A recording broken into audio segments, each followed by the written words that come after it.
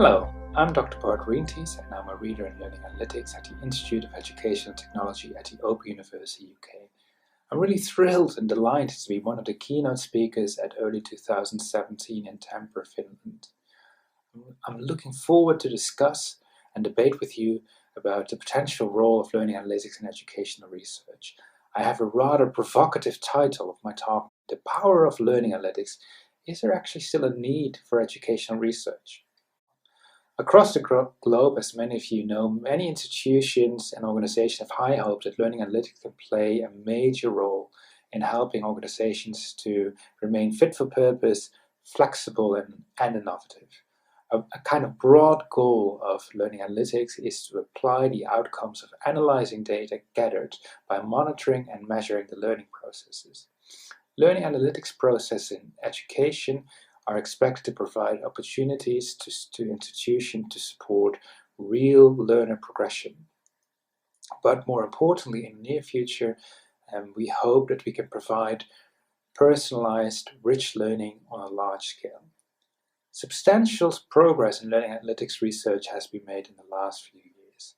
Typically, researchers in learning analytics use a range of computational techniques, like, for example, Bayesian modeling, cluster analysis, natural language processing, machine learning, predictive analytics, and social network analysis.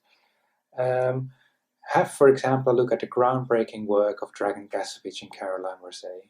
What these and other analytics studies have in common is that often they provide a strong combination of longitudinal data from learners and their learning from a range of different data sources, which will gradually improve the accuracy of predicting which learners are likely to fail, which learners are likely to succeed, and how can we provide appropriate support to these different types of learners in a flexible and adaptive manner. In a recent keynote by Professor Paul Kirchner at the Learning Analytics Conference in Edinburgh entitled Learning Analytics, Utopia or Dystopia, Paul Kirchner argued strongly that without a learning science theory, learning analytics will not achieve its full potential. At EARLI 2017, I will argue exactly the opposite. In this keynote, I will argue that unless educational researchers at EARLI embrace some of the key principles, methods, and approaches of learning analytics, educational researchers like us may be left behind.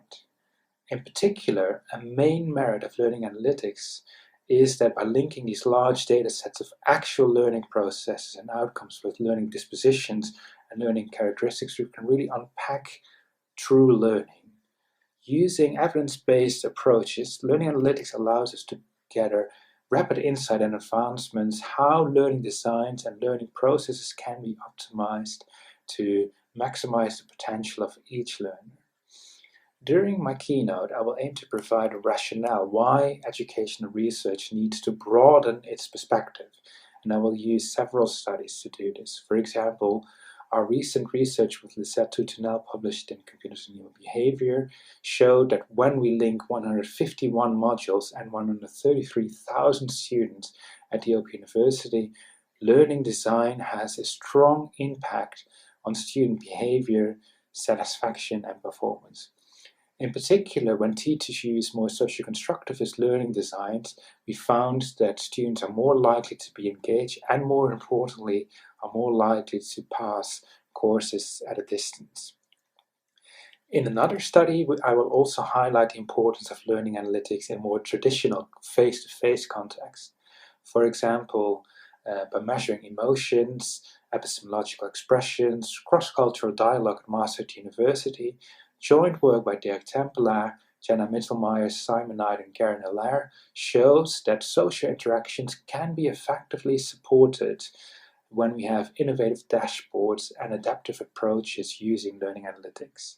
I'm really looking forward to discuss with you how learning analytics approaches might push the educational boundaries of EARLI, and I'm hoping to see you soon in Finland.